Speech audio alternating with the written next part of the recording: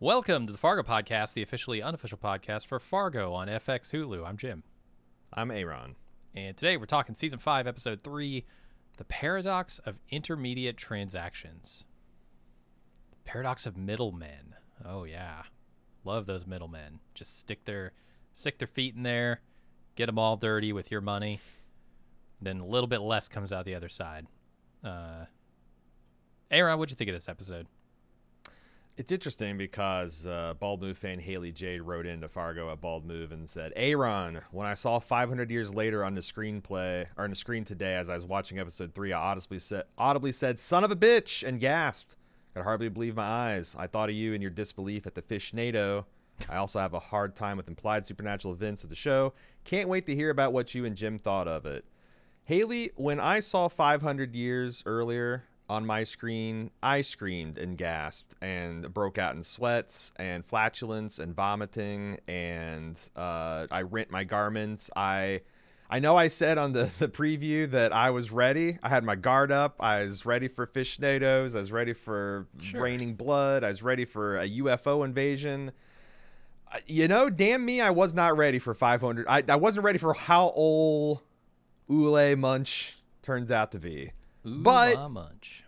And then I talked to Jim, and I'm like, "Have you seen Fargo yet?" He's like, "I'm watching it tonight." And I'm like, "Okay, I'm interested in what you're saying." He texted me like later that night and says, "Oh no."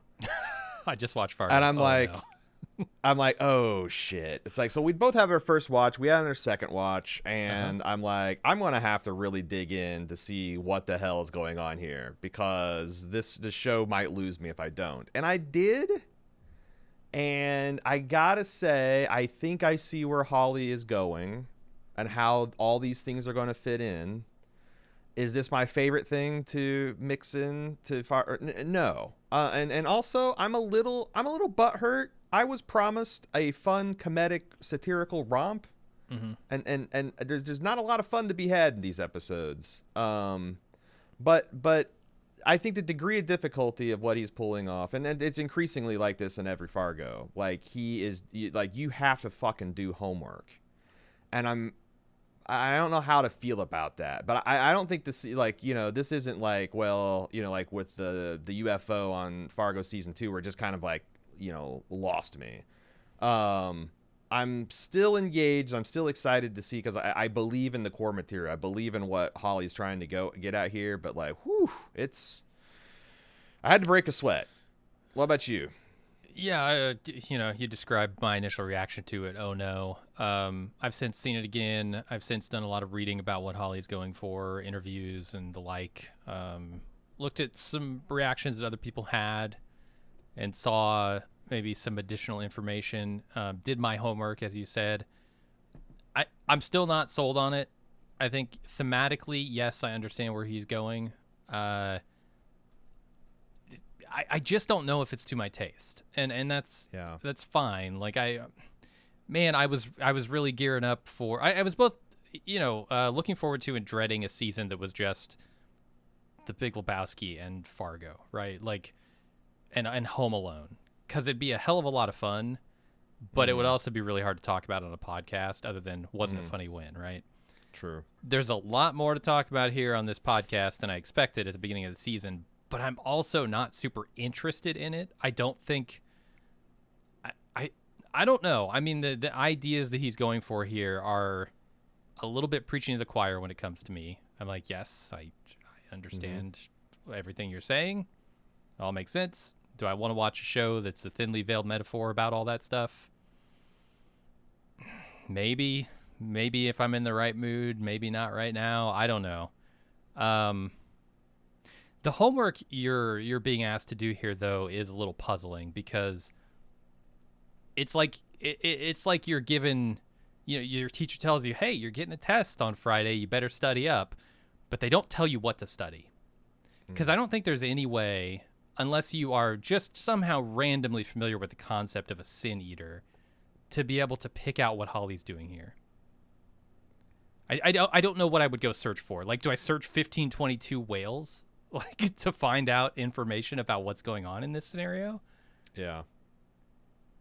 I'm not familiar enough, and I think in general they don't give you enough to go on to be able to say this is what's happening, because it's such an arcane tradition. It's not something that anybody's familiar with nowadays. This isn't like even a widespread Christian practice that was it's not in the Bible throughout all of Christendom. Yeah, and I've read the damn thing. A very regional, confined to this particular time period in this particular region for a couple of hundred years. They did this thing, and so the homework you got to do is you got to go out and read interviews with Hawley to understand what he's even getting at here. So then you can go read about the actual event. But I would also, I've said on many podcasts that I'm not super thrilled with the recent trend where you have these highfalutin puzzle shows, and then every Monday or whenever, every day after the embargo breaks, you've got like a litany of interviews with the creator where they're explaining the things behind the scenes. And like Noah Hawley is getting to be as chatty as fucking, who's that guy that does American Horror Story? Oh, Ryan Murphy. Yes, Ryan Murphy, where it's like, because like I think you're intended to like just watch as like, well, that was weird. I can't like wait for the explanation. But like the hell of these podcasts is like you can't. You like everyone wants you to drill into all those details. So you have to do the homework. Even though I'm sure the show, like if they don't ever mention Sin Eaters or explain the concept, then how could I possibly say that this show is a success? You know. But like we're the third episode out of 10. There's a lot left of the story. So. The big shock is that usually Fargo brings these moments towards the climax. You know, this is something that like, you know, the supernatural hinges on some key thing towards the end. And you, by the time you get there, all of the cards are on the table. All the crazy red lines have been made on the corkboard, and you're kind of sort of knowing what you're in for. And I feel like this is kind of front loading that supernatural, and you know, it's fine, and that's like it's hard to say it's a problem with the show when the show is only not even a fourth over. It's a problem with podcasting about the show. Well, it's a problem with the alignment of my taste with what the show's doing too, because this is the most supernaturally overt thing that they've done in this show, possibly. The exception of maybe like some Mary Elizabeth Winstead. Well, stuff. I don't know that we're supposed to understand that the guy in the 1500s is literally the same guy as what we're seeing in modern day. There's still, and but when I go read what Hawley's saying, he 100% is saying this is Old Munch. This is him. If that turns out to be, well, like I said, I don't know. I'm trying. I'm trying to let the show cast its spell on me. Sure. And I also know that Hawley is under no obligation to tell any particular interviewer the truth mid-season, and probably because there's a couple things I read that I thought were astounding, and like, oh, a guy improvised a line and let it in, even though it definitely gives the viewer the wrong impression. And this is I think, deliberately confusing episode in terms of where people are, whose houses they are in, what are the fundamental relationships in terms of fathers and mothers, and that's fine. It's okay. It could be fun, but it's just, and this was a very. The other thing I want to flop on the table is something that I've criticized Hawley's shows in the past, or their pacing. I find this was like the runtime in this episode with a 2.5 minute previously on and a 3-minute credit sequence was 42 minutes. Yeah. That's like 37 minutes of content. I'm wondering why is the Home Alone battle that we're getting set up for next, is it literally going to be an entire episode?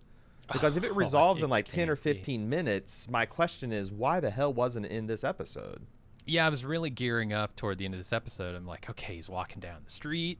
He's about to head to Dot's house. He's going to be there at the same time that Joe Keery's group is there. The Gators group is there. It's going to be an all-out war at the Lion House, and then it doesn't happen. And then we're teased with it, and it's subverted too. It's a weird. Yeah, I think the end is a mess, and I don't know if it's intentionally a mess. If they're trying to do too many things, because they've also got very modern music. Well, not very modern music playing. They've got The Prodigy playing, and look, I like The Prodigy. but when you juxtapose it with some Gregorian chanting shit, I don't know what to think. It starts to clash tonally, and I know Hawley likes to clash tonally. That's the thing he does, but it all added up with the montages they were doing, the people in places that they can't be at the same time, unless they're 500-year-old supernatural sin eaters, maybe. It all felt a bit like, huh? And I wasn't expecting a at the end of this episode. I was expecting a hell yeah, Home Alone. Yeah. So yeah, and it was like disappointing. I don't know that it's bad. I wouldn't call it that, but yeah, it didn't really align with where my head was at going into the end of this episode.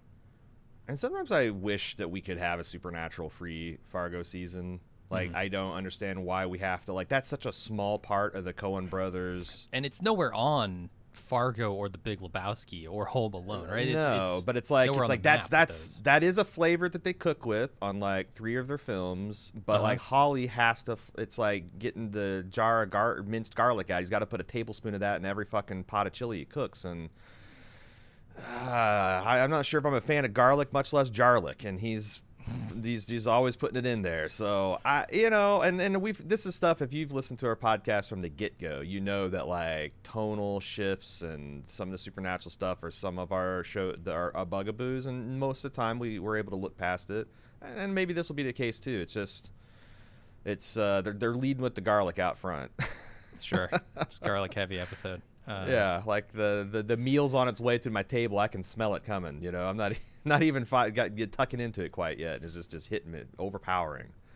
Yeah, and it's not all bad, right? I think the themes that he's going for here, he's doing that part fairly well, if not, like I said, preaching to the choir a bit. But and it's not everyone's part of the choir.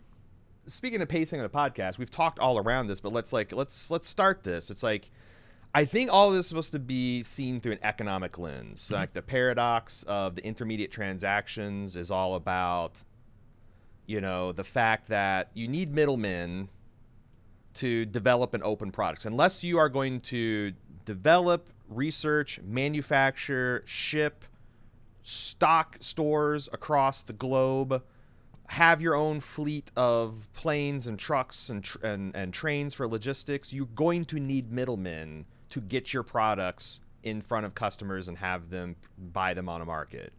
The paradox is those useful people, every one that it's inefficient. Like the most efficient thing for you to do as a customer is to drive to the factory and buy that shit at the factory. Yeah.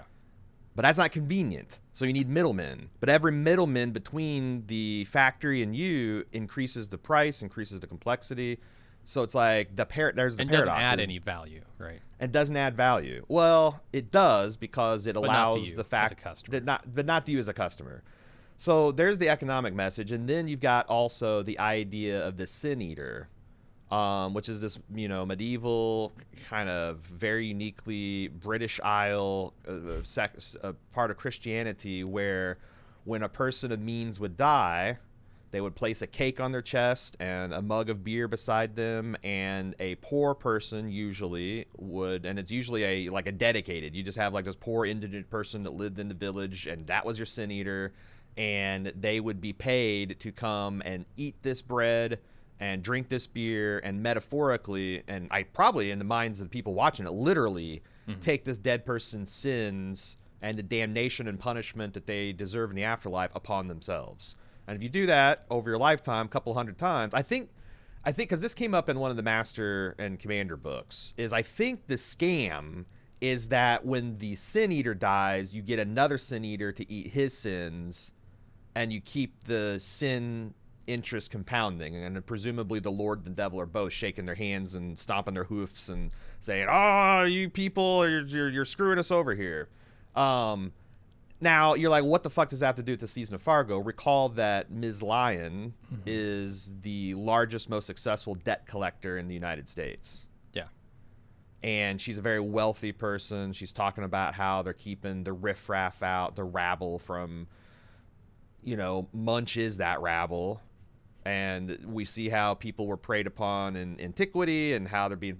So like those themes are pretty delicious. Like when I just hear, like if Noah Hawley was pitching me that, I'd probably curl up in his lap and start purring and like complete. But like seeing it in practice it's a lot. It's a lot to make this particular point. And then he's also taken on the ungovernable kind of MAGA element, and he's taken on like Battle of the Sex. It's like there are so many things that he's wrapping into this, and the idea of morality and law, and he's been a lot more successful than he's not. And I've liked a lot of his stuff. But it's a tall order that he's ordered up himself.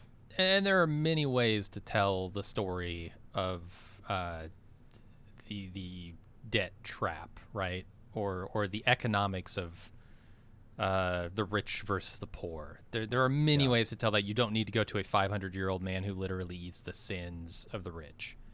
You could tell that by showing a modern-day person being very poor, doing demeaning jobs for rich people. You could go more into the cops as a firewall for the rich. Literally show us that stuff. You don't need to go supernatural here. So that definitely threw me. But I totally understand what he's doing with the rich versus the poor, the debt collection stuff. All that stuff makes sense, and it does fit together nicely. It's just, like I said, to my taste, I would have preferred a different method of getting those themes. And that's just the case. Like, you can make food without garlic. I'm gonna let Hawley cook and see what happens. We'll see. Yeah. Well, let's get into the recap and we talk more about this. Start off with Roy driving out to a filling station where he meets with Gator, who shows him what Ol' Munch did to his partner. Roy says they need to find out who Ol' Munch is first, then they'll smoke him out, and they get on with the cover-up of this. Apparently they've got the coroner in their pocket. He can just say, oh yeah, this stabbing in the neck, that was natural causes? Accidental? He fell on his knife? I don't know. Well, that's the thing. They are the local law enforcement. If they say that this was like, he got a little drunk and ran off the road and well, you got to have the coroner, it. Right? The coroner is the final word on cause of death stuff. So. Oh. Yeah, I guess that's yeah. And they specifically say what's his name write it up as a. Does the okay? I was gonna say, does the coroner actually have to like weigh in on every freaking death? I assume so. At least the ones with puncture wounds. Yeah, I guess. Yeah, maybe you're right. There's usually a cause of death, right?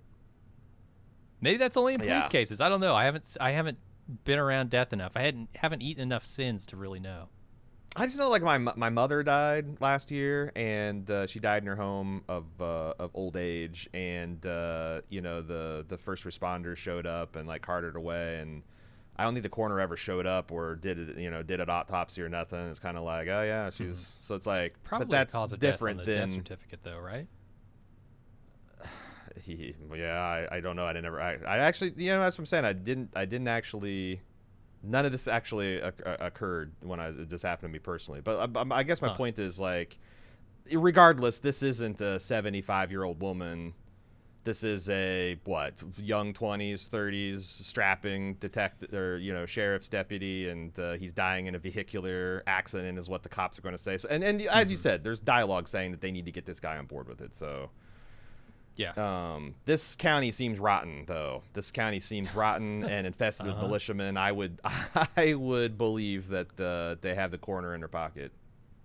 There's a little bit of humor in this scene where Don Draper here, Roy, is talking about Ol' Munch. He says, "Is that really his name, Ol' Munch?" And Gator's like, "Well, he pronounces it Oolah, Oolah Munch." Apparently, I don't know. It's the way you pronounce this if you're from where he's from. Yeah, and apparently it's closer to Oli. This is kind of like Gator Americanizing it. I figured, yeah. I'm gonna call him Oolah though because I think it's funny. Oolah. Yeah, I've got some more details that we'll get later when the Munch gets munchier later in the episode to talk about his name. I thought it to reinforce this debt theme. They have 16 tons. Mm-hmm. Which I've been waiting for that needle drop on this season of For All Mankind, and it shows up in Fargo. Wild, and it won't surprise me at all if it does show up in For All Mankind, because they're both kind of dealing with similar things this season. Just one in Is it space. a coincidence that a lot of our media right now is dealing with class divides? Think that's a coincidence? No. That's the thing. It's like the media. There's a reason the 80s were and the 70s and 80s were fixated in hyper violent crime, cop shows, Dirty Harry and all that kind of stuff. There's a societal trends kind of drive a lot of what Hollywood's doing. Mm-hmm. All right, Roy drives back to his house where he finds, I think his father-in-law. I think this woman is his wife, and she calls him daddy, but that might not mean anything coming from her. She also I don't calls know. Roy dad. Yeah, no, this was extremely confusing, but you're supposed to understand that this Odin guy is his wife's father. Okay, and that was my Roy's guess. father-in-law. Mm-hmm. So there is, but the relationship goes deeper than that. They're in cahoots doing some kind of insurrection type stuff.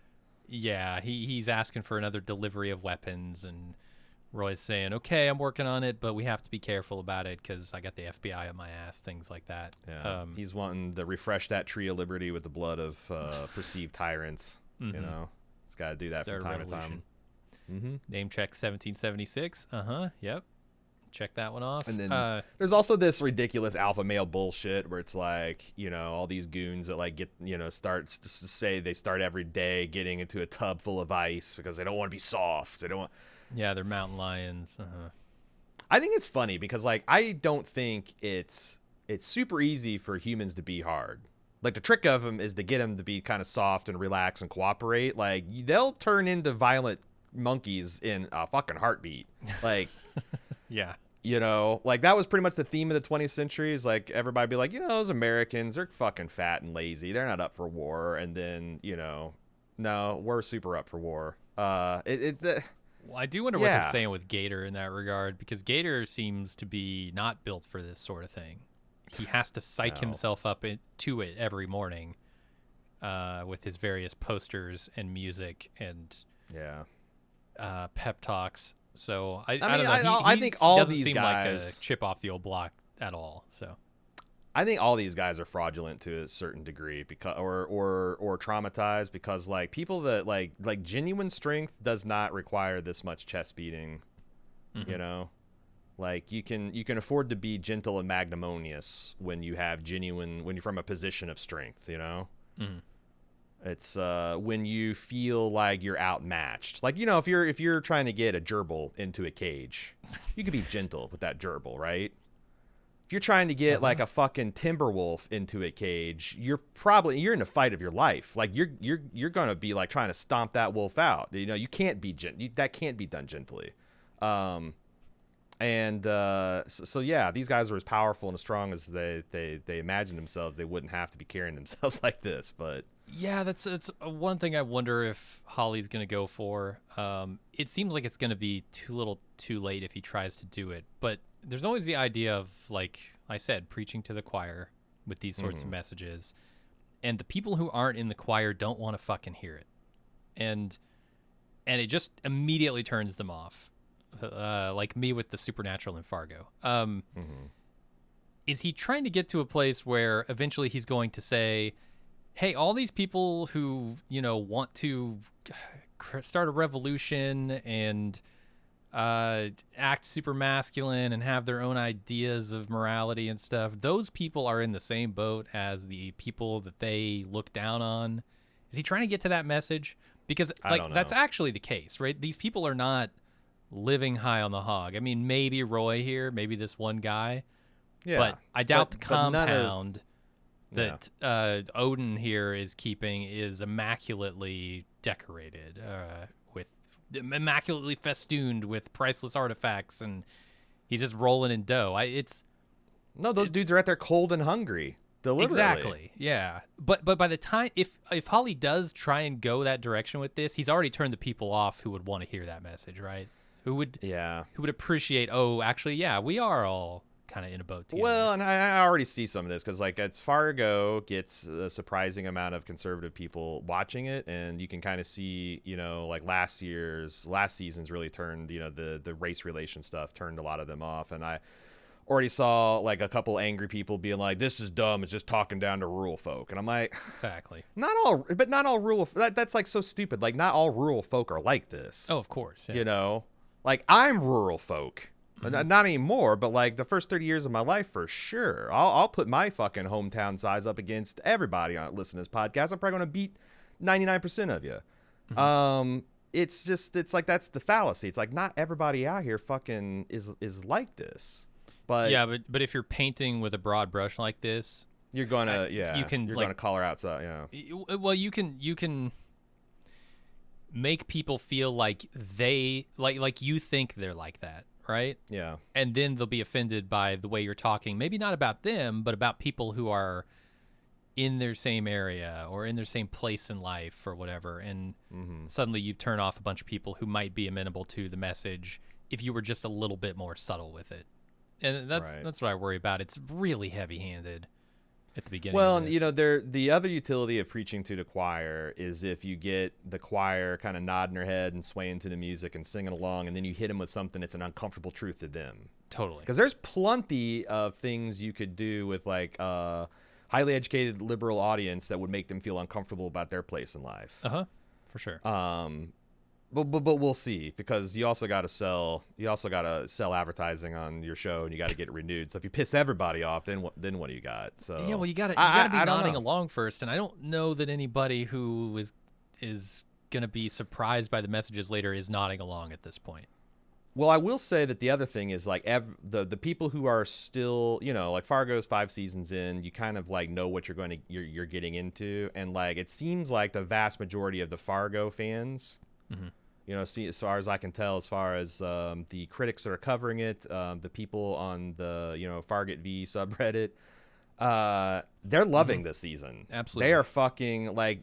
The weirder it gets, the more they anticipate the inevitable payoff. So good for you. Like 5 seasons in, make the show you're making, and stick with the fan base you got. It's just oof.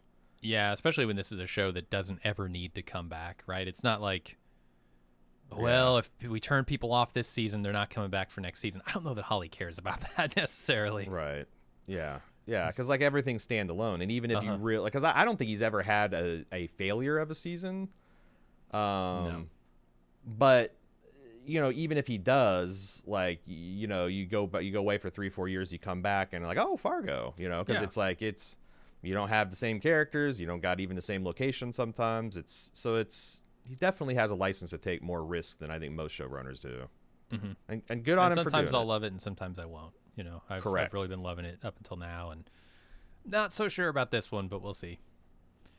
Later that night, Roy's wife tries to initiate sex, but he's not in the mood, and he's thinking about finding Dot, and he kind of is looking at the ceiling here, and then he kind of sees her, maybe literally sees her through her front window, and she sees him. This is another semi-supernatural. This is like the semi-supernatural stuff that I'm cool with, where it's like, maybe he's literally seeing her, but maybe he's just picturing what she must be doing right now on Halloween night or Halloween Eve. It's her noticing him noticing her that makes me feel like it's a legit supernatural connection. Yeah, staring right into his eyes, right into the camera. And this remind me a lot of the Kingpin's meditation tactic and the Daredevil series on Netflix, where he would stare at that piece of broken plaster that is that reminded him of his abusive father, and he just kind of like zone out. And there's just I talked about how it's hard to lampoon things in society that are very real and dangerous, and and pull that off. Like how do you parody Hitler in like 1939 or whatever successfully? They're trying to here with Roy. Like, Roy's down bad sexually, like, or I don't know, living his life. That fucking light up fetish box. The fact that it lights up. The fact that it's like that's icing on the cake. I swear to God, that's part of the kink. When he was in his workshop, building that and wiring it up, rock hard. He was rock hard, twisting those horseshoe nipples. When that thing first hissed open and the lights came on, he probably came. Yeah. No, it's oh God, he's swimming in it. But this relationship, man, he swats her away like a pesky mosquito. It's like, no, she's literally catering to all of his needs. Yeah. And he is rebuffing her for the one that got away. And it's you could say there's a lot of complicity in this relationship, but like, when she tries so hard to reach him and he just literally brushes her off, gives her the cold shoulder. Sad. Question for you. How old do you think his daughters are? Because there's a question of timing around they looked Scotty somewhere. They're young enough that they can still share a tub together. So I'm saying like 7 to 10. Well, that's why it's problematic, right? Because the question of Scotty comes up. If Dot left, Nadine maybe left like 9 years ago? That's when she left. Then are these her children? I'm trying to look at this relationship he's got with this new woman who I think is his wife. Yeah. I didn't actually take a look for a ring or anything, but I think this is his wife. Is she the mother of those children, or is Dot? And just like how that's tied into his masculinity. Like, did he take a wife immediately after Dot left him because to not do so would not be masculine in his eyes? I think that's what they're saying, yeah. From the ages of the children. And it would also make sense the second they got married, like 9 months later, they unless there's a fertility problem, there'd be kids. Or potentially, he had these kids with Dot and he needed someone to take care of them, so he went and got himself a wife, right? I could also see that being the case. Yeah, I wonder if that's because they look young. So the one thing is, I'll say they look younger than Scotty. Yes, they do. So my headcanon is Scotty is the illegitimate daughter of Roy. Is there anything interesting there in the fact that Roy's got all daughters from if we go with the Dot thing, except for Gator? You think like this ultra masculine guy? Him? Right. Especially since Gator is kind of a disappointment. Oh, yeah. How am I going to teach you to be a winner if you keep losing? Well, in the way that, like, Gator wasn't upset, like, it bothered Roy as a man that Gator was kind of, like, taking this L. And then when Gator saw that Roy was disappointed, he does a giant performative outrage. Mm-hmm. And then he's like, are you done? Like, how can Roy not be disappointed in Gator? It's all performative. I mean, you look at the pep talk he gives himself earlier, or later in the episode, right? But then if you go back to Roy's dad, I bet Roy's dad is disappointed in him. Sure. I bet Roy's dad's dad is disappointed in him. I bet whatever the hell is going on in the Tillmans has gone back a couple generations. But it's just interesting that he's got, the way he was like looking at his girls too. It's like, just kind of like checked out, vacant expression. Of course, this might be the whole Nadine thing, but yeah, he's thinking about that. Yeah. So like I said, Dot kind of notices this, and we go over to her perspective where we see more Jack Skellington imagery. Later, we're going to see a bunch of Nightmare Before Christmas masks that Gator's crew is wearing. There's going to be a very Halloween-y sort of homage where Old Munch is walking down the middle of the street as the kids are out trick-or-treating. Sure. Doing a lot of Halloween stuff. I think there's a Michael Myers poster up on Gator's wall. I couldn't really tell. Didn't we read that this show got pushed back 2 months? Because this feels like it was intended for the Halloween season. I agree. It would have felt a lot more well-timed 2 months earlier. But it's nice that they did The Nightmare Before Christmas because that's a movie that easily straddles both. And maybe that's what Hawley's saying is I'm trying to do something that is perfect fit for that in-between season. Yeah, maybe. That's going to stretch past Christmas and into the new year. So, yeah. We'll see. But we get Dot's perspective here. She gets some kind of feeling that she's being watched, and then in the middle of the night, she goes out and changes the street signs in her neighborhood, which I love. I love this. I wonder if people would even notice. because I don't know about you, but I never look at the street signs in my neighborhood. Never. And if they changed every day from here until Christmas, I would not notice. Yeah, and if I was a hitman with Dot's address following Google Maps, I would not notice the signs matching. I would just go right there. Now I might roll up through the wrong house and shoot the wrong family, but it won't be because I'm like, what the heck? But it's yeah, and I like how they played that, where it's like it's not a successful defense, but it does two things. It slows Gator down. Well, Gator's an idiot, right? So yeah.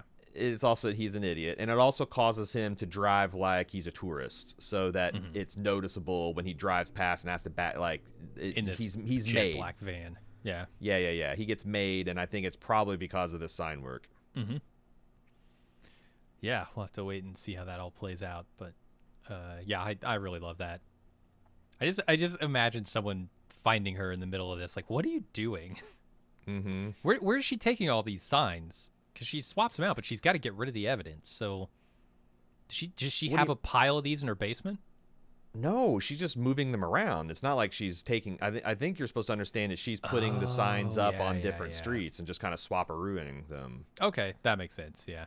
But still, that's a big, noisy operation you're doing in the middle of the night in a small neighborhood. Yeah, and they hit the ground and clang. Clank, yeah.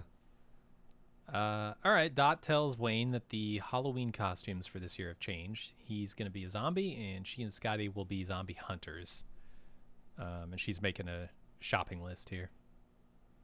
Yeah, thematically, this fits really nice. There's been a mention of zombies in every episode. You know, the one teacher came at her like a zombie. What's up with the zombie bat? Now the dad's a zombie, and it's Roy's going to later say that Dot is returned from the dead, so they're doing this kind of resurrection theme, and you got going back to Ule Munch, old Munch. It's pretty, like I said, thematically it's pretty tight work, and I also got a crack out of her shopping list, because she's got like pistol shells and then mac and cheese shells, and they're just kind of all like, you can just kind of think of her like going in and out of tactical mode and mom mode. Yeah, we're almost out of cereal, but we need some more 9mm. Real glimpse into her brain, which I liked. And I feel her on one of those, man. She's got on this list, the shotgun shells, the mac and cheese shells, and then right after mac and cheese is Lactaid. I'm like, yeah. Yeah, no, I feel yeah. She might have trouble processing that cheese. All right, let's go to Bismarck, North Dakota. This is where things get crazy in the episode. An old woman takes her groceries home, falls asleep in front of the TV, and then awakens to hear commotion upstairs. She goes up to investigate and finds old Munch, who says, "I live here now." Then we flash back to Wales. In 1522, a man who I think is supposed to be Old Munch trades his soul for a couple of coins, and then we go back to present day where Old Munch and a hot meal. Fair. Let's not sell the economics here short. Yeah, a piece of bread, maybe a bit of stew. I don't know what he's eating there. I thought it was like I almost thought it was entrails or something for a moment. I was like, oh, is he eating a part of this person? That's fucked up. Yeah. Anyway, we go back to present day where Old Munch repeats, "I live here now," and the old lady goes back to drinking and watching TV. Old Munch. So, the first thing is Bismarck, North Dakota is just about an hour away from the middle of Stark County. So, like, Old Munch seems like he's setting up camp outside the Tillman compound. Yeah. So, I thought that this is an estranged mother and Munch is coming back and she hasn't seen him for years, and he's back, he's using her house as a base operations. But apparently what you're supposed to understand, and I thought that entirely because he calls her mama later, and then their relationship when he's like, "I'm going out, Mom," like feels very like that. But apparently, according to an interview with Hawley, I'm mistaken. That you're supposed to understand that Munch just walked into some random person's house that he liked the energy, and he thought that this would be a place of refuge, that he would be cared for, and he starved for that. And like some kind of kindred spirit, and he's just like through sheer force of will imposing this on her. And apparently this line, "I'm going out now, Mama," was improvised by him. Why, that's the thing I don't get about Hawley. Like, why would you let someone improvise something that goes against the story that you're trying to tell, or that leads the viewer down the opposite path? And also, why are you talking about it? Why, if you let that happen to be tricksy, why the fuck are you giving an interview out the second the episode drops saying, "Oh no, that was actually an improvisation. It's not supposed to mean that at all." And giving actual answers, giving actual meaning to things when you want them to be confusing. No, it's a good question. Maybe there's something bigger he's doing with the daddy stuff and the mama stuff that I haven't quite picked up on yet. Could be, but and maybe I don't have enough information because we're only 3 episodes in, or maybe I'm just not grasping it. But yeah, and that's the thing. It's there. like I'm sure, because I think you're right on there with the daddy stuff, because they use daddy ambiguously twice in almost the same scene. So maybe, and that's the thing. It's like Hawley usually is up to something. It's just the big question in my mind is like, when you find out, are you going to be like, oh wow, or are you going to be like, oh god? He's about 90% for me on the oh yeah versus the oh god thing, but yeah, it's pretty tricksy. Yeah, I mean, the thing that killed me about this scene is they're just not usually this overt with the supernatural stuff. But and it took going out and reading actual interviews and getting Hawley's perspective on these scenes and why he included them straight from the horse's mouth to actually even get on board a little bit with what he's doing here. Because I was not necessarily picking up on the themes. Because I didn't understand what was happening was the problem. I want to talk about this Ula Monk. Munch, this old Munch, which I guess is closer to like Ole Munch, and apparently this word Ole is related to like Olaf, and the root word From of Frozen, this in Norse, the root word of this in Norse is a snowman that likes warm hugs, and that's all he wants from this old woman. This Olaf means ancestor or descendant of. Okay. Oh, that's even more confusing. And Munch in the Norse dialect means monk, like a religious person. So it's entirely possible, and there's got to be some kind of supernatural thing going on, because like I don't know what the fuck he's doing in Black Phillip there at the end, but it ain't natural, right? No. It's by definition supernatural or unnatural. But like I don't know that I'm not ready to stake my life on the fact that this Munch is the same as the Munch we saw in 1522 Wales. Even though Hawley says it is.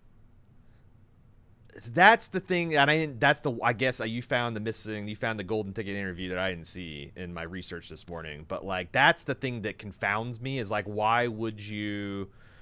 Because I don't think. Oh God, has Fargo ever been this supernatural? If you take everything on the face, where it's like imagine if like Lorne Malvo, we'd had seen him in the middle of Stonehenge, covered in blood, doing some kind of witchcraft, and then it's like, well. Years ago. There's no debate about whether he's the devil or not. Then it's just like he fucking is. This is like, if we take this at face value, it's I think the most supernatural in the terms of like witchcraft and stuff. Like, if not, it's right the aliens.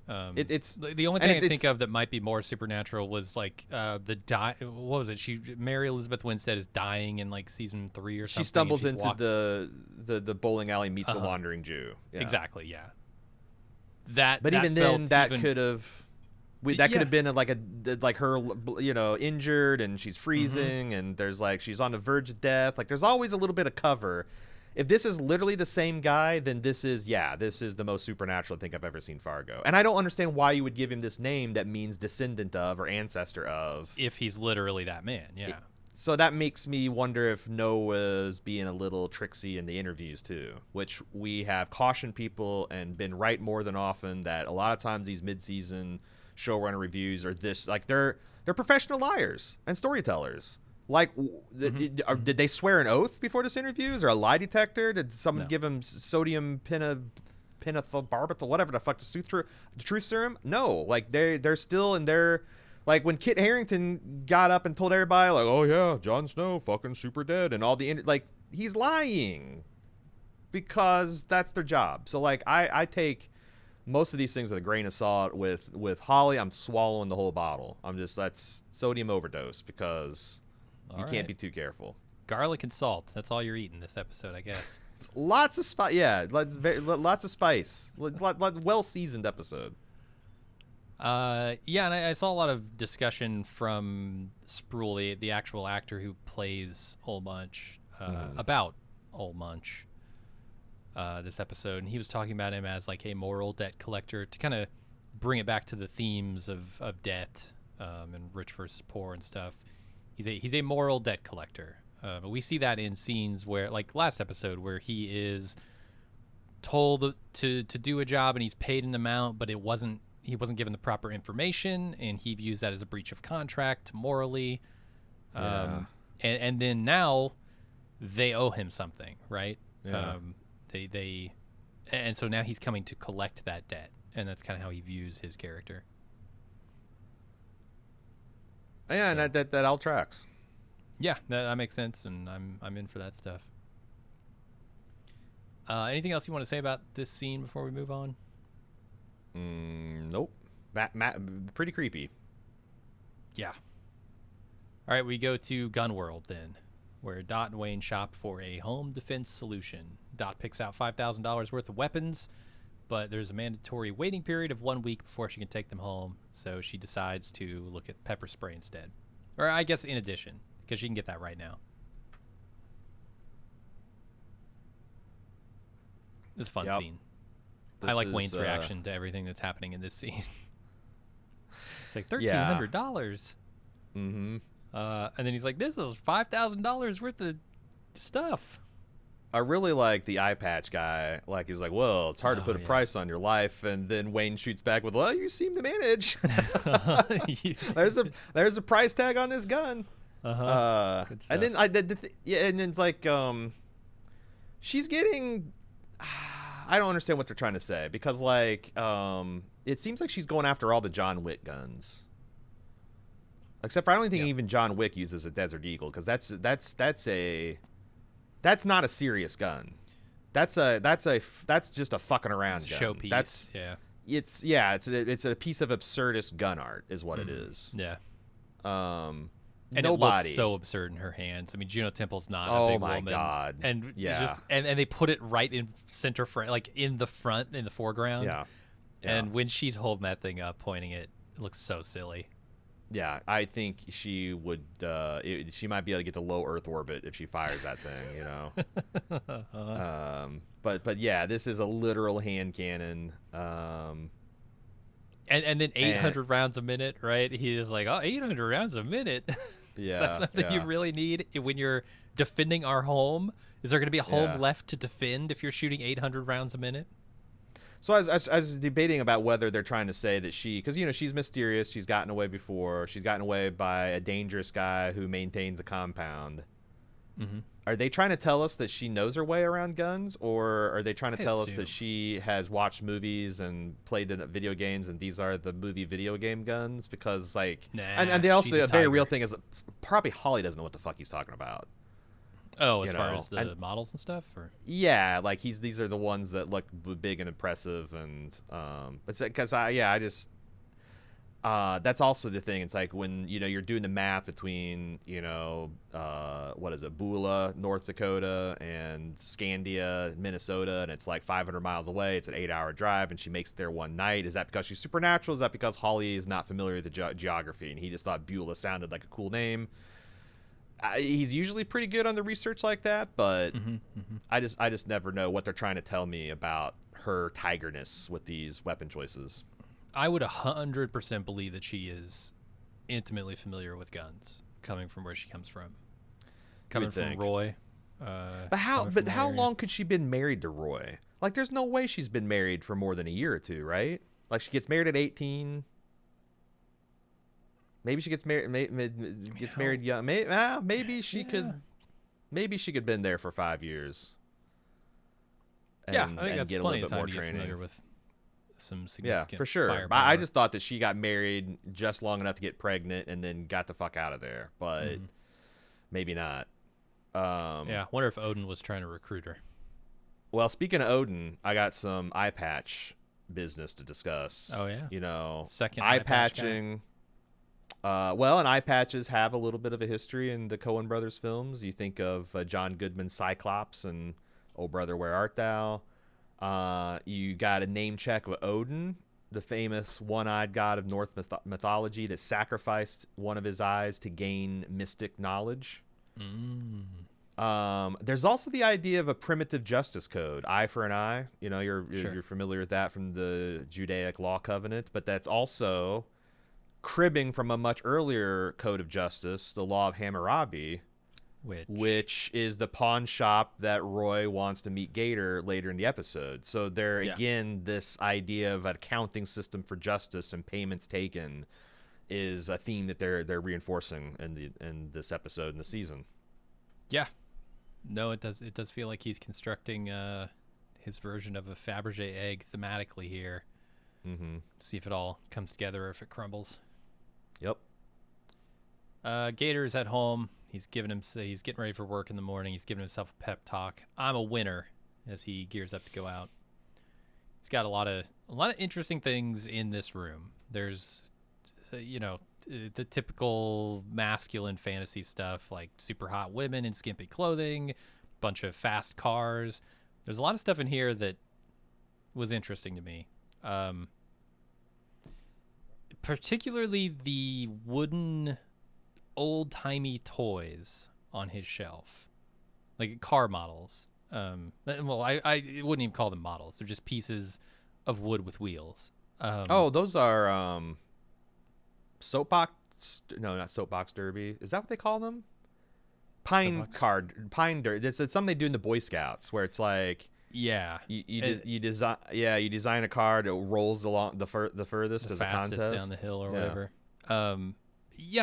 So these are very childish type things, right? And I think they betray sort of the nature of Gator's character, especially when he's here clearly not feeling like a winner and having to talk himself into being the tough guy winner that his father wants him to be. There are some hand drawings that he did as a child still up on his own wall, which I found also, is sort of bringing him back to a childlike posture. All of this is to show he's sort of puffing himself up here. And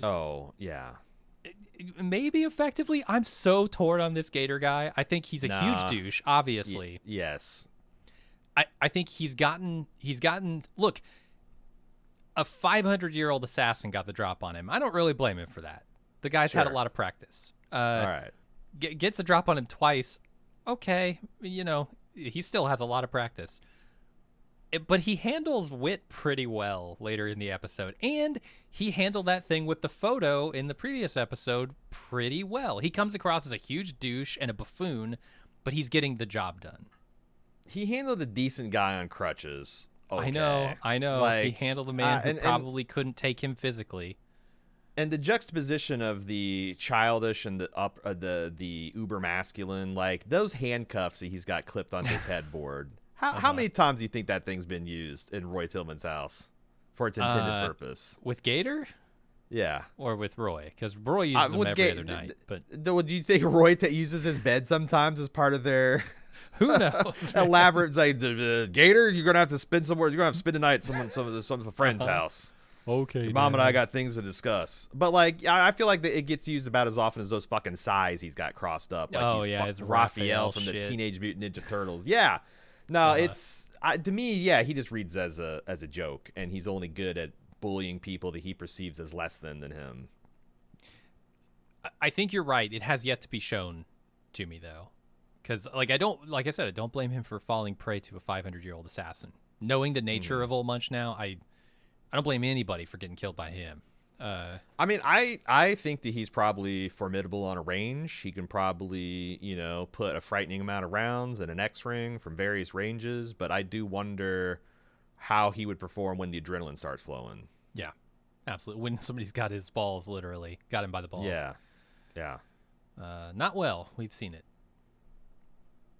Anyway, let's talk about somebody who I do have a lot of respect for. Whit. He goes to the police station to get any evidence that they might have gotten off the corpse of one of those attackers. He finds Gator pocketing evidence and asks him what he took, but Gator won't say. And Whit goes back upstairs and gets Gator's card from the desk, his business card. So, to me, this builds on my criticism of Gator from the last episode. If you are trying to fly under the radar and thwart an investigation, why the fuck do you make sure that you're the most memorable, corrupt cop seeming asshole? This pocketing of the wallet goes down a lot smoother if he just seemed like a dutiful deputy the last episode, right? Like, does Wilt even notice? Yeah, no, you're definitely right. And I wouldn't then say the he's menace and threaten. Like, I'm actually surprised what this didn't call his bluff and be like, all right, you're under arrest. You're in our evidence room. I just saw you pocket evidence. You're not getting out of here until we fucking frisk you. Like, because he did see it with his own eyes. But he's in the police station. Yeah, but by the time he gets up the stairs, Gator's out the door, right? Like, he's not going to catch him once he gets past him. So he can't stop him physically. I assume there'd be somebody monitoring like the equipment, the evidence room or something, like there would be like a guy in a desk right outside that door checking in and evidence in and out, I don't know. Yeah, I don't know. But to me, this is not how you play this. But it is how Roy plays everything. Like the fucking FBI shows up and he tells them to go fuck themselves. So there's definitely precedent. No, he's definitely trying to emulate Roy in these moments, right? Play the tough guy. Don't give him an inch. But there's a difference between a constitutional sheriff on his own fucking property in his own fucking county telling the law where to go fuck himself versus you are out of your county in someone else's turf. There's a big difference. Maybe it's just that it's so entertaining because, man, Joe Keery nails this scene. He's so good. And to be fair, I don't think Wilt. You say it's Wit or Wit? I thought it was Wilt. Is it Wit? I think it's Wit. Yeah. Wit didn't, for his credit, doesn't seem intimidated. And that's why I have so much respect for him, right? Like, yeah. Well, why he just fucking stood down 2 barrels of guns last episode? And yeah, he fought off a 500-year-old assassin with the help of Dot. It's like, yeah, you're not intimidating him. Yeah, you got the real confident power versus the puffed up shirt. And absolutely. It's such a good contrast here. I really love this scene. If Wit dies, to the point now, if Wit dies, one of these stupid fuckers, I'm never getting over it. Yeah. I noticed something here that I didn't know last episode because I didn't know the guy's name. Apparently, the partner of Old Munch who died was named Donnie Ireland. Donnie, if you'll recall, is Steve Buscemi's name in The Big Lebowski. Yep. And he was the Steve Buscemi character from Fargo in the last couple of episodes. I thought that was an interesting little detail there. Yeah. Anyway, Whit, he got his business card, Gator's business card. He looks up the Tillmans. And then he goes to his email and finds a message from Indira with Dot's mugshot. And he can confirm, yep, that's the person. And he makes the call. So this is what we said last episode, right? He just kind of stalled when Gator deleted that picture. But, of course. But stalled enough for him to get out of the hospital. And, man, I would think that they would have, that was a more effective stalling tactic than I would have given him credit for. But, cops are busy to do a lot of different things. Sure. Did you take a look at that news article and see, all the... A little bit, yeah. I read somebody posted the actual text I read. So Gator's under investigation for stealing illegal substances out of the evidence room. So he's already, yeah, this guy's already. Now the thing is I bet I bet this works in Gator's favor because Whit's not going to think this guy stole state's evidence. He's going to think, oh, there was some drugs in there that he stole or something. I don't know. There's got to be an inventory of this stuff somewhere. Right. But then there's also this investigation that, like, they talk about, that Roy's running for sheriff again. He's got a tough fight.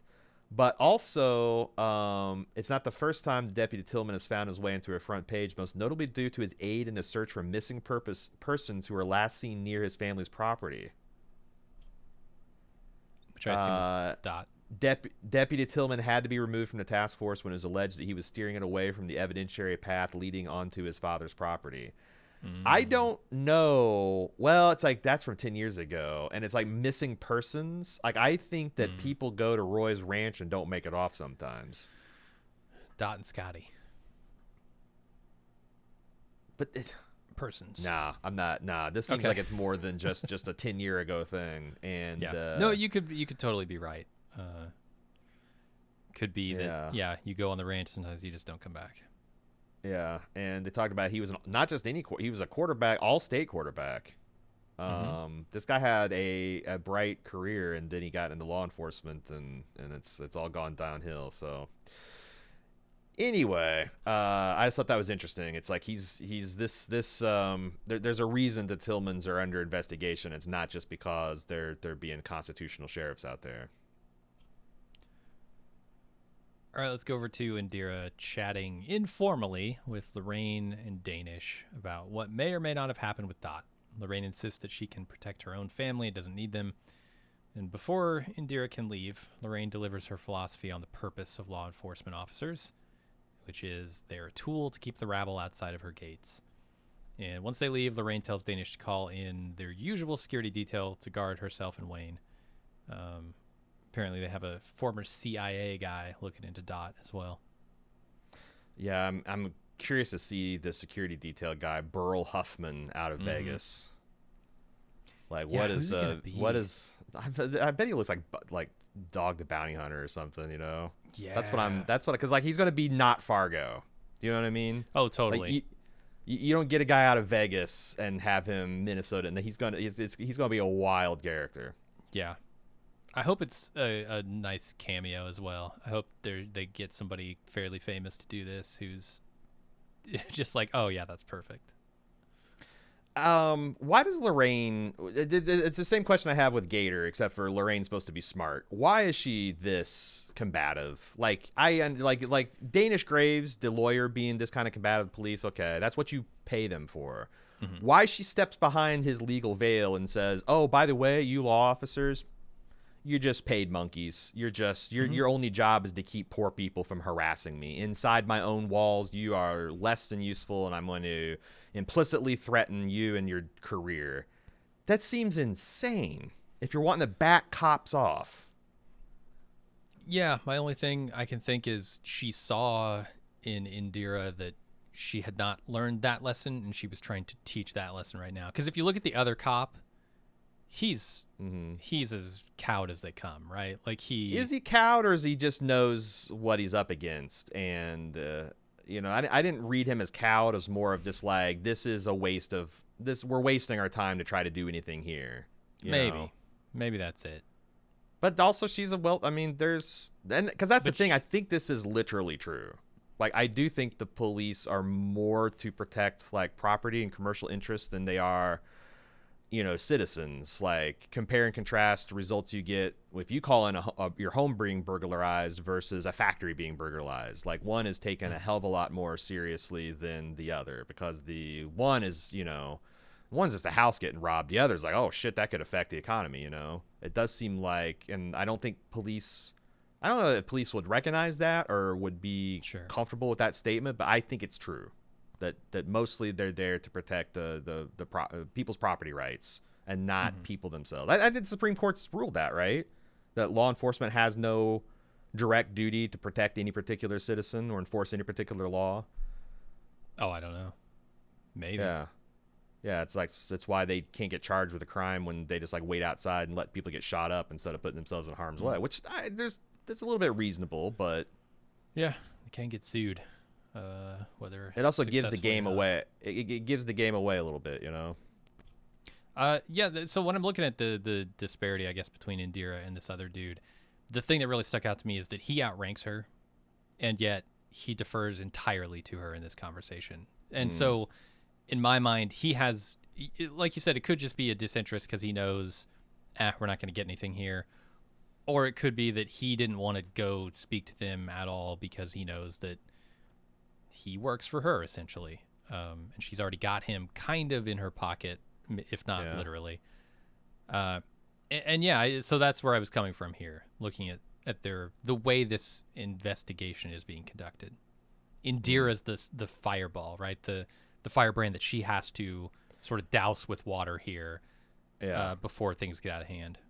I will agree with that. I do think that her lieutenant or captain, I think it's captain. He had the double bars. I think he's going to be like, hey, unless something else happens or unless they ask, like, we probably need to just, it's weird and funny, but like, what are you going to do? Just leave it to them. They don't want our help. Don't give it to them. Yeah. Because it's also funny because like they try to have like this dual position that like none of this happened and it's a big thing, but if it did, my daughter-in-law already killed one of them and left the other bleeding. So it's a weird way to like confirm that the thing happened while also denying the thing happened. Sure. But she's rich. She's never met a consequence for any of the actions in her life. And we've already gotten enough hints that this family's done some dirty shit in the background. They have multiple needs of gunmen from Las Vegas. That's just last year. I don't know if just debt collection will get you into that kind of heat. Yeah, probably not. So, I don't know. Maybe gotta collect some tough debts. Go break some kneecaps. Yeah, maybe.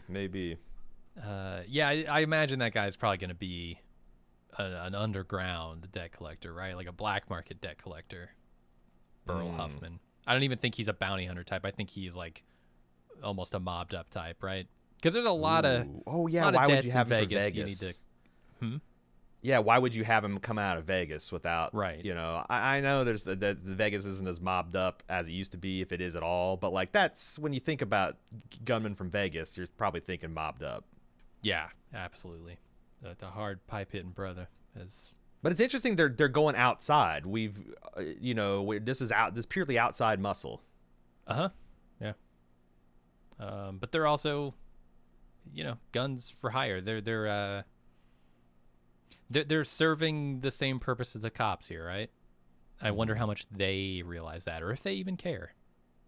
They're getting paid. They're getting paid the hot meal and 2 pounds or whatever that the moral munch is getting paid, right? Oh, the Sin Eater, yeah. Yeah, I mean, that's what it's all about. Sure. I mean, if you look at the concept of the Sin Eater, it's all about keeping the poor at bay. If the poor don't have anything to eat, and they don't have any money with which to buy anything to eat, and their very survival is at stake, they will come at you, and they will take what they need. But if you give them a pittance, give them a purpose and a pittance for that, then you can keep them under your thumb. They might even defend you from the others. Yeah. Yeah, that's all tied in together. Old Bunch is laying in bed listening to the police radio. And he's got a knife on his bed, looking very Michael Myers-y with that knife. Why do you think he's listening to the radio? Is he trying to figure out the movements of the cops here? That's exactly. He's hearing the Tillmans setting up a talk about him, and I think they even show him observing it from a distance. Like, don't they cut and there's like a scene of him like standing on like at a remove. So yeah, he's tracking the Tillmans. He's sleeping on a bed made of newspapers about the Tillmans coverage. I noticed there's one advertising the big debate that the political debate that Roy's going to be doing. We saw that in a trailer. It's probably happening. I don't know, next episode or the episode Everybody's after. Wearing his hat. Yeah. Yeah, everybody's trying to out hat the other. All right. But this is where he drops the whole I was going to let Dodd alone till after the election, but then I had a dream. Oh no, we haven't. I'm sorry. I'm sorry. It's this next scene. I'm ready to go to it. Yeah. I jumped the gun. No, Roy tells Gator that they're going to get Dot tonight on Halloween and puts him on the job with only guys we can trust. Yeah, and his whole thing here is he had a dream about it, and it's Halloween, so it's the perfect time. And I think he's right. The Makes thing a lot of is like sense. the spiritual stuff is bullshit, but yeah, the fact that Mhm. like you can walk around in like scary outfits with even guns and weapons, and people Mhm. probably think it's just like maybe you're taking a little far on Halloween, but it's Halloween, and you can go break into someone's house, steal, handcuff them and put a funny mask on them and just parade them out the front door, and no one would be any. It's kind of slick. Yeah, I think so. It's a slick cover for a kidnapping. If And I've only been Gator knew two trustworthy people in his entire life. well, if only he himself were competent. True.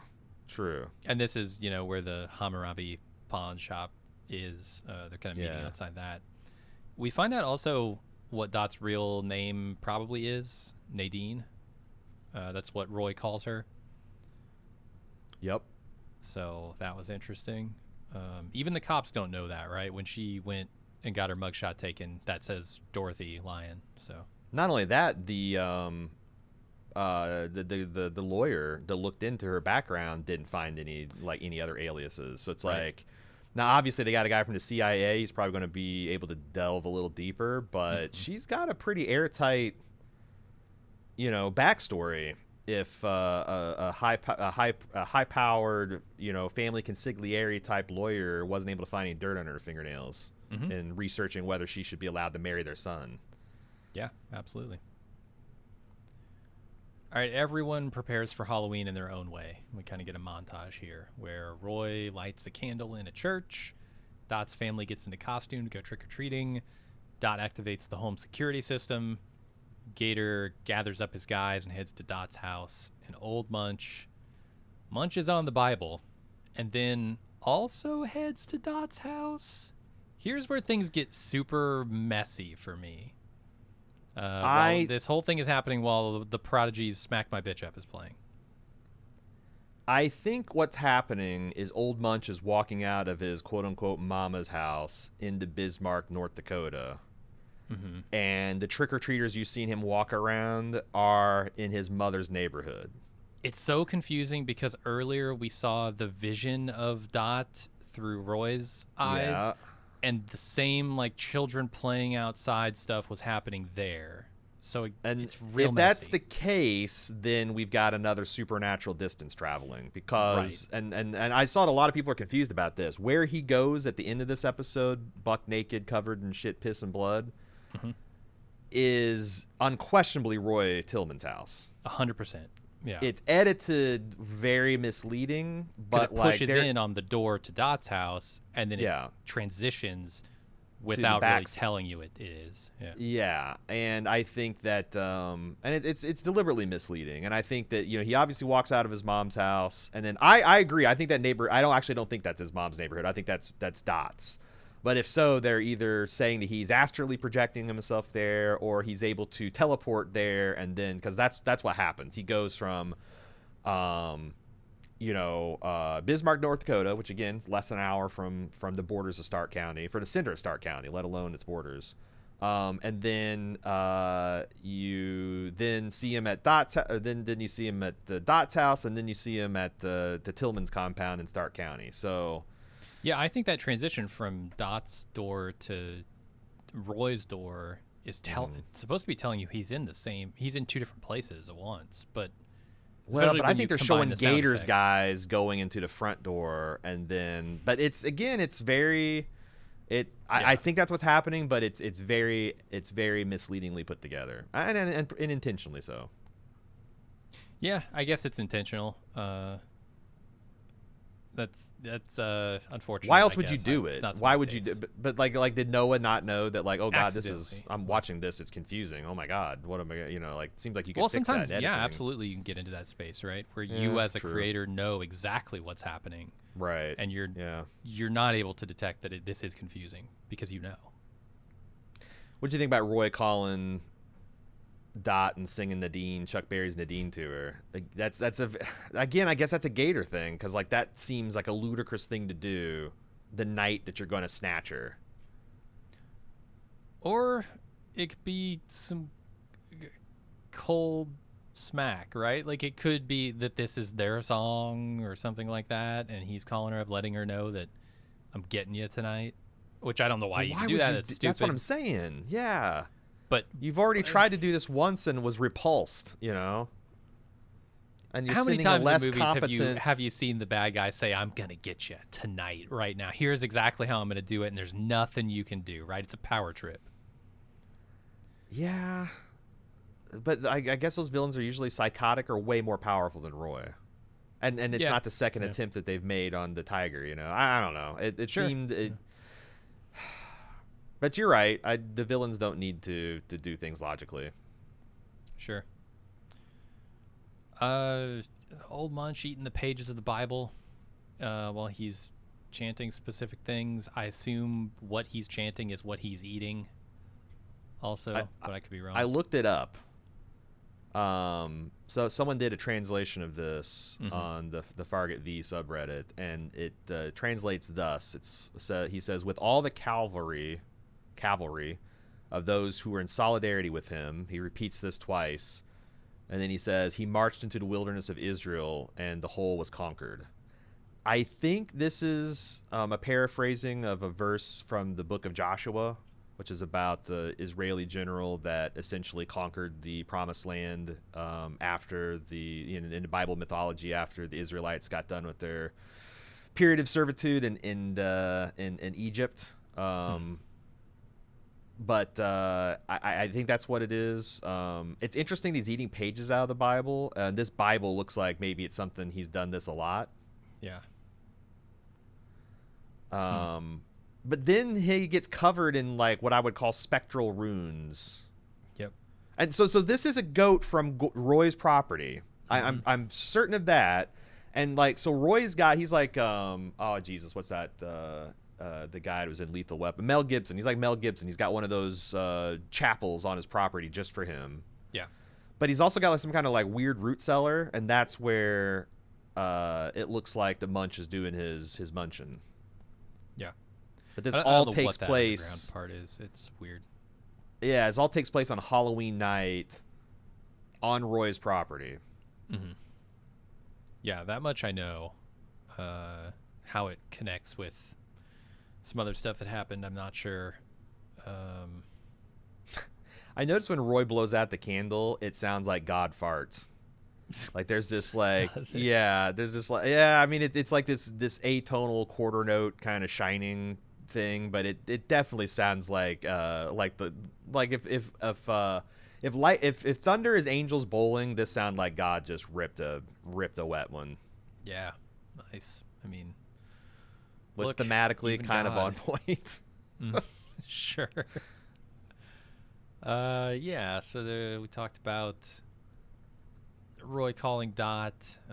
It disturbs her, and she seals up the booby-trapped house, and then she heads out to trick-or-treat with her family. Guess she's still trying to live that family life, even though she knows she's in danger here. Old Munch spreading goat's blood on himself.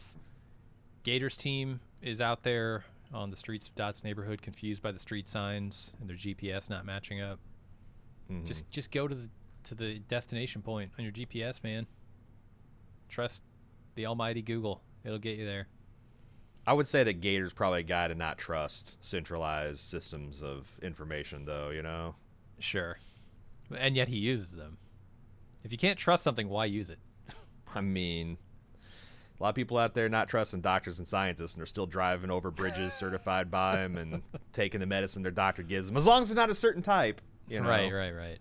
That they've, a lot of people getting in elevators that have been inspected by, I mean, yeah. There's a lot of people trusting explicitly in things that they would repudiate publicly nowadays because it's a nonsense, weird Kafka world that we're living in. And some time passes here because they get done trick-or-treating, and Dot spots Gator's van outside her house. He pulls up and eyes her as she goes inside. And then, like we said, that transitions right to Old Munch sneaking into Roy's house, covered in goat's blood and mud. And these are all Nightmare Before Christmas masks that Gator's team is wearing. Yeah. I don't really know what they're trying to say with that necessarily, other than it's Halloween. I saw it. See, this is where it's like, is this too much? Because I saw an interview with Hawley where he explains that you're supposed to understand that Gator has a lot in common with Jack Skellington. But then I didn't like, and I guess he got special Really? dispensation from Tim Burton to do all this stuff, and yeah, so like, I don't know what to make of it. But what he outlines is like, Jack Skellington is a guy who, by circumstance, was born into a system where he does kind of like evil, scary, naughty, nasty things, but he doesn't want to. Like his inner spirit wants him to be more like, Christmassy and giving, and he wants to like branch into that thing. What do you mean? Is it true? We just watched this movie last month, man. At one point in his life, he got bored with the thing he was doing and went out to look for other things to do, and ended up turning them horrifyingly scary. I don't know that is a man who doesn't want to celebrate Christmas or Halloween, rather. Well, that's what Noah Hawley said in the interview. So okay. like I had a different reading of Jack Skellington. So if he's not just bullshitting, then that to me primes us for Gator having a change of heart and trying to do the right thing, and it going horribly wrong. Wow, I can't see this guy doing that, having that about face, but maybe they're trying to make him baby faced enough that like, if you grow up, look, man, you grew up in Roy Tillman's house, you're gonna wind up like Roy Tillman or dead. Okay.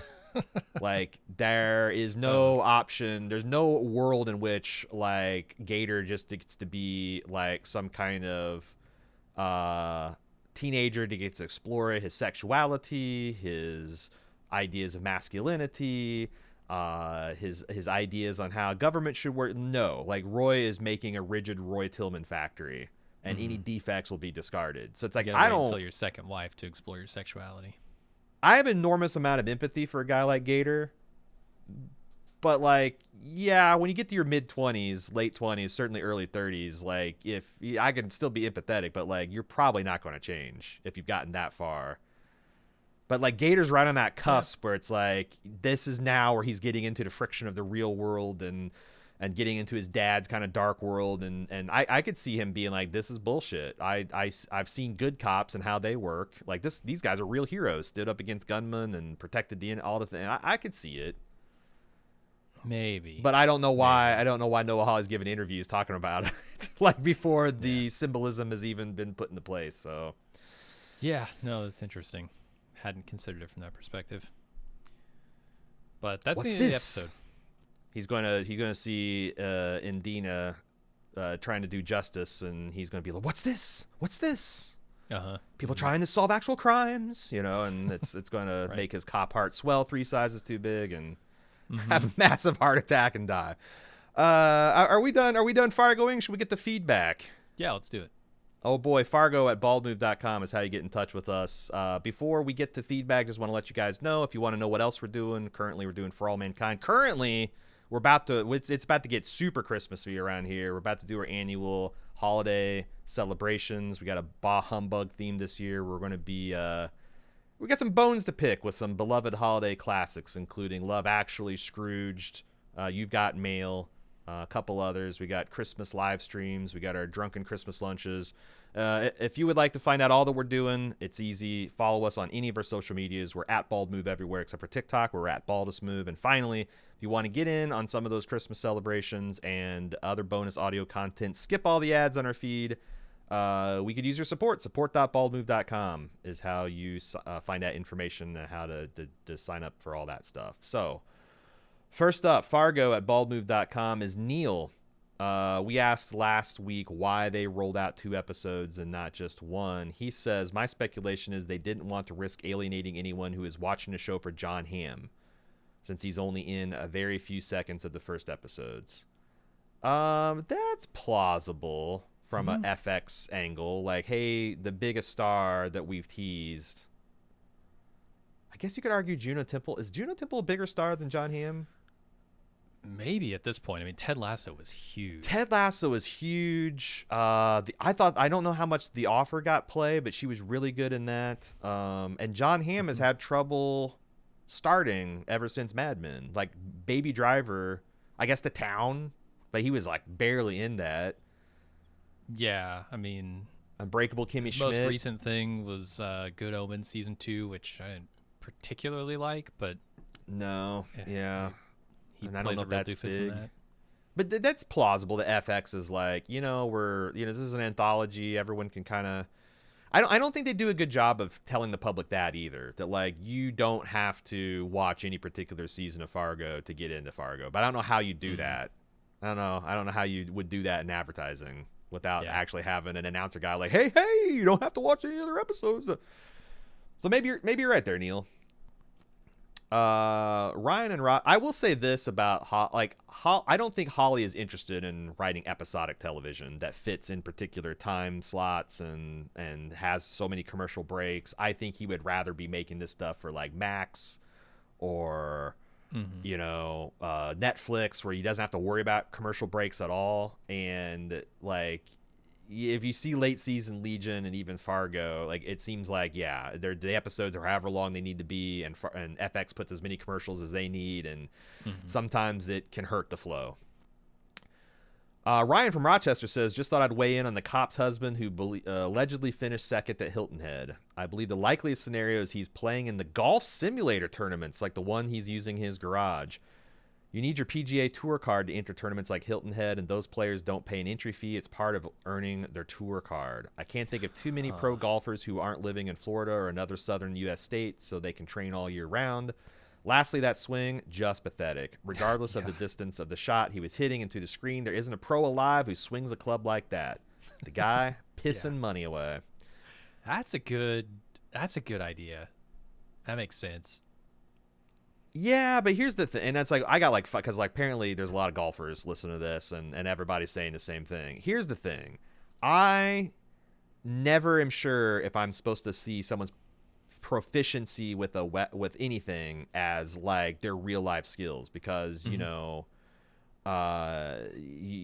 grow up watching action heroes with atrocious gun handling skills. You're not supposed to think that like Arnold Schwarzenegger doesn't know how to shoot a gun. You're supposed to think that he's like highly trained, right? You see a person playing guitar and he's like the leader of a band and he's obviously got his finger placements. He's not strumming on the beat. You're not supposed to be like, oh, that guy's a fraud musician, right? Now, the one thing here is you've got the guy's wife. You got Indina, kind of skeptical of this whole thing and feeling like she's losing hope, and he's kind of delusional. So maybe, but like it's hard for me to say in certainty that the Hawley's like, oh yeah, but fuck that swing up. I want people to know that this guy is a loser imposter. But it's starting to feel like that's what it is. Yeah, that's how I read it. Yeah, I actually tried to do some research because like Hilton Head does have like some ways to like play in, and like there's ways that you can get on a tournament without like I think if I was reading the requirements of like who they take, that there are some ways to put, but again, maybe everyone's right and his shitty swing is the dead giveaway there. Jordan says, I live near Calgary, Alberta, where they filmed seasons 1 through 3 and 5 of Fargo. Every season, I've watched for the casting call for background extras, desperately wanting to be on the show in any way possible. Fargo's quickly become my all-time favorite, non-Vince Gilligan related TV show, so the chance to be on Fargo is the most exciting prospect. However, as each of the first 3 seasons filmed here, I, in one way or another, was unable to make the casting call for extras, and each time the frustration and devastation of missing such a great opportunity became worse. But for season 5, my dream came true. I was able to be on set for 10 days, and it was an even better experience than I could have dreamed. It was around a few of the lead actors for multiples of the days, and I got to see a lot of how the whole process works, which I found fascinating. Wish I could give you some more exciting details about what I know, but of course I don't want to spoil anything for anyone. I also want to get sued for breaking the NDA. Probably smart. Perhaps I can write in for the season wrap-up episode if I think of anything interesting or relevant to add. From what I saw in my time on set, I have hopes that this season will be as good as the first 3 and better than 4. I think one of you mentioned in the season preview that John Hamm looked like he might be wearing a fat suit or something like that. I cannot confirm this, but I will say the first thing I thought of when I saw him is he looks a lot heftier in real life. That's the thing. It's like, obviously John Hamm has not gained a ton of, like, he's definitely heavier than he was in Mad Men, but like that teaser where he walks in with the giant belt buckle, like it looks like he's 50 pounds heavier than when he's in the hot tub or when he's in the That coat adds a lot of bulk to the ham. Yeah, I'm with you. And here you also see him laying in bed with his shirt off, where he looks pretty thick. I wouldn't say he looks necessarily fat. He just looks thick. Yeah. But, which, you know, I like I said, I think it suits him pretty well. I do. Yeah. Something about that teaser still made me think like Jesus. Yeah, I hate to see John Hamm 100 pounds heavier just because it's you know not super Unhealthy. healthy. Yeah. But yeah, whatever. You don't have to worry about getting sued. You're part of the upper crust now. You know, you've broken through the class ceiling here. You can. That's the right. law enforcement works for you. They're not coming for you, man. Tell us everything. No. You are no longer the riff-raff. You got inside. You're inside the gates. Yeah. You're inside. Yeah, you are. Yeah, you're no longer the barbarian. You're a Roman citizen. I gotta say, this does seem cool. We should try to be on an extra on our show sometime. Oh yeah. If Vince Gilligan ever does another show, we need to get on his. I'm not that picky. I would literally do anything that we cover. Any show, okay. Yeah. I mean, we cover some good shows, so I could see it. Yeah.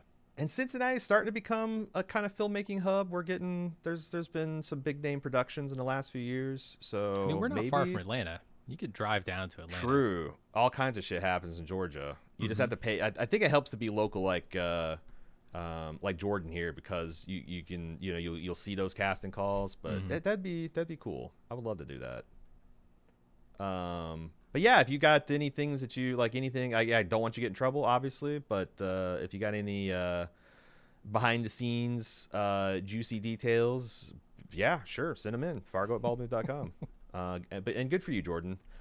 Zach's up last. He says, let me begin by saying I like all the actors in the show from previous work. The Winston, Kelly, and the Don, all great, and I like seeing them in the show. However, the accent work is over the top, especially for Juno.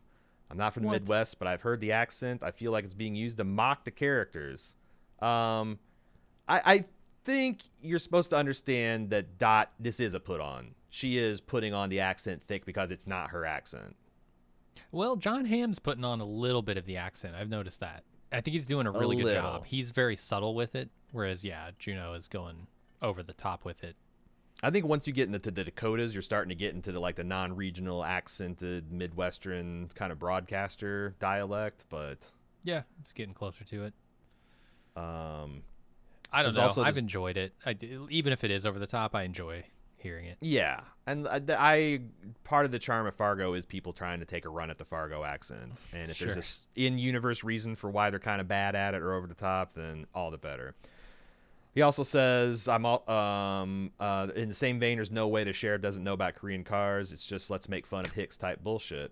Yeah. Also, if the rich mom worked a loser accent, her kid would not have an accent. That woman would have beaten it out of him.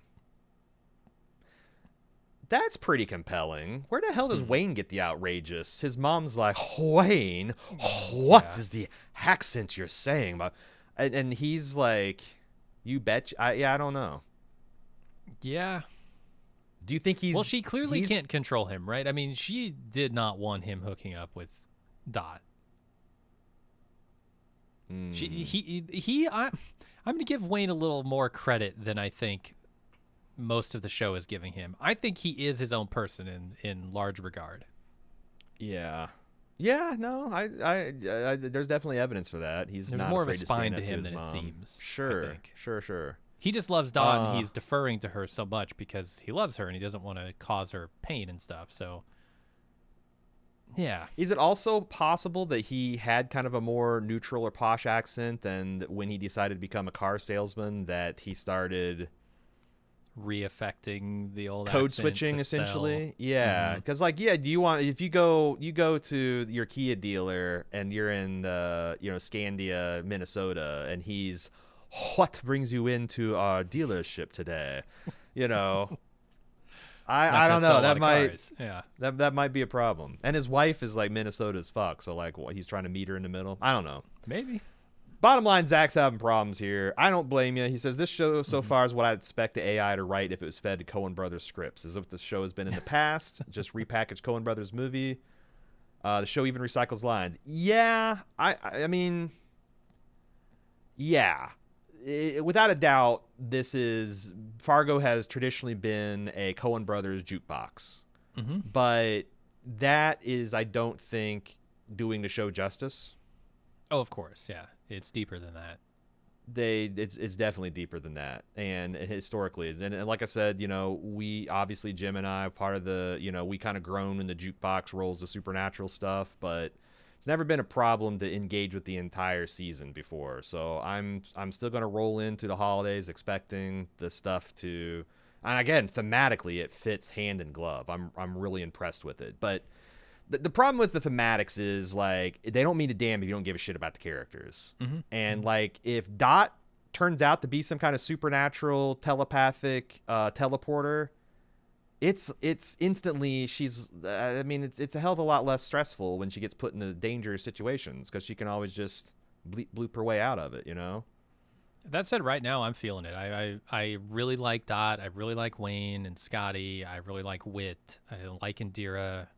All these characters that are supposed to be the good guys, I'm liking them. I'm on I like their the side Scandia right now. cops. I like Wayne and Dot and their family. You're right, and that's as long as. But like, I'm telling you, if Dot turns out to be some kind of muncher, it's going to it's going to take a hit, because, like, Yeah, if Dot was like I Dream of Jeannie, and she can just kind of like, or Samantha, just kind of wrinkle her nose and like make people disappear, like, I'm not stressed out about a home invasion. totally. Or anything else that she'd get herself into. Like, there needs to be some kind of grounding in a flesh and blood woman going through these things and being fearful for her life and her family and the things that she's built. That's what I worry about, just like being able to make that character connection. So What if she's up against a potentially more powerful supernatural force in the form of old Munch? I mean, she's already beat his ass once, and he had a machine gun. True. So that's what I'm saying. Like, she had nothing. She had a couple bags of ice. Yeah, and don't forget the glow sticks and a shovel. We'll see where this goes next week. We're going to get the Home Alone episode of a lifetime, it seems like. I hope. Oh, man. What if they just yada yada through it, and it's just like he just comes down and like Dot's house is wrecked, but you don't find out what happened for like an episode. No, I'm not. Yeah, I'm gonna let Noah cook. All that momentum. We got so much momentum going into that scene, and it's all going to be bled out by the week in between episodes. I don't know, man. This is always the problem with cliffhangers for me. To be fair, every episode has led directly into the next. So, like, I'm expecting we're going to get it. So, join us next week to see. Until then, send in your feedback to Fargo, social media at Bald Move everywhere except for TikTok, Baldest Move, and support us at support.baldmove.com. We'll see you next week. Until then, I'm your host, A.Ron. And I'm Jim. See ya.